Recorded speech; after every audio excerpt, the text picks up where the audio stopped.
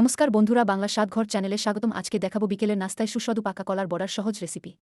এখানে নিয়ে নিয়েছি পাকা কলা, আটা, গুঁড়ো দুধ, চিনি, মৌরি আর সুজি।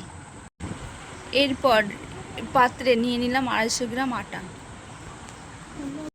এরপর নিয়ে নিলাম 4টে পাকা কলা। এরপর কলা ও আটাটা ভালো করে মেখে নিব। এরপর দিয়ে দিলাম 1 কাপ সুজি। একটু স্বাদের জন্য 1 প্যাকেট দিয়ে দিলাম গুঁড়ো দুধ। এবার দিয়ে দিলাম 1 কাপ চিনি। এরপর ভালো করে মিশ্রণটি মেখে আধা ঘন্টা লেগে ঢাকা দিয়ে রেখে দেব।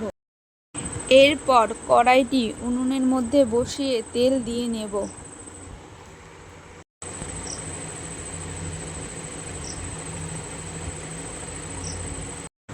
এবার তেলটা গরম হয়ে এসে এক এক করে বড়াগুলো ছেড়ে দিলাম।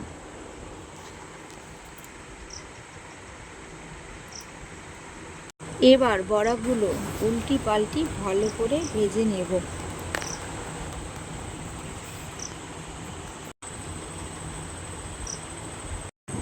এবার বড়াগুলো ভালো করে ভাজা হয়ে গেছে, এবার পাত্রে নামিয়ে নেব।